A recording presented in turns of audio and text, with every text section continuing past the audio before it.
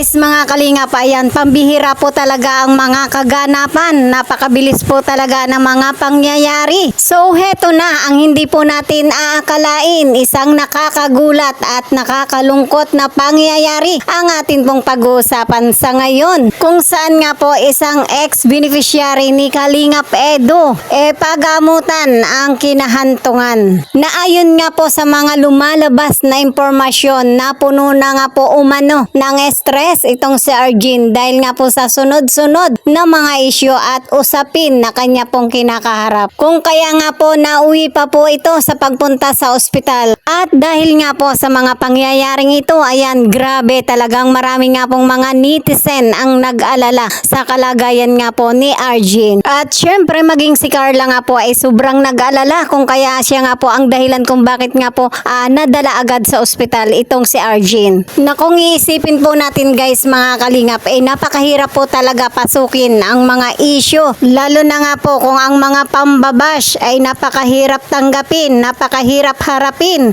Talaga naman po nga masasangkot na yung ating kaisipan, di ba? Paano na nga lamang po kung hindi nga po ito natin kakayanin tulad na nga po ng nangyari kay Arjen. Ayan, hindi nga po kinaya yung mga kaganapan na nangyayari po sa ngayon, lalo na sa social media at nadala pa nga po sa ospital. Ano man pong issue na kinasasangkutan po ni Arjen, umaasa rin naman po tayo na ito po ay malalampasan niya. Alam din naman po natin na napakabuting tao itong si Carla at wala po siyang inisip na masama kundi ang magandang kapakanan ni Arjen at hindi na nga po sila iba sa isa't isa kundi tunay nga po silang magkadugo, magpinsan pa, di ba? At sa mga kaganapan pong ito guys mga kalingap, ano pa ba ang dapat po nating malaman? Alamin po natin yan guys mga kalingap sa atin pong maikling video clip.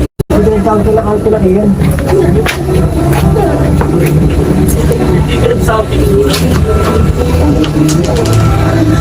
kang ginagawa sila iyan?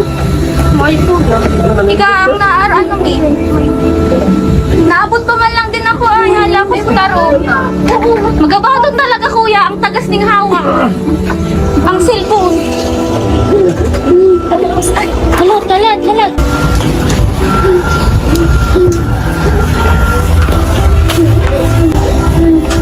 Diyos ko po. Ay, grabe.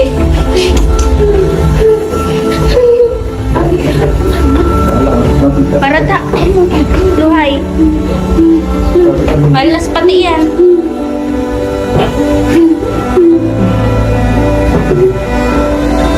Di mo kami nag-aaral ni Carla. Kala ko nag-aano, nagtatamis. Dapat kita sa mga raja sa balang. Di yan kaya ning perang ano ay magabat. Nagabat siya. Hindi mo ito kaya. Hindi mo kaya sa Hangit si Arjen. Ay!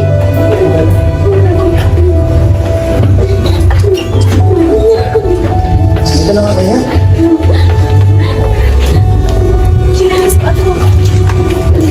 Miming, halas ka!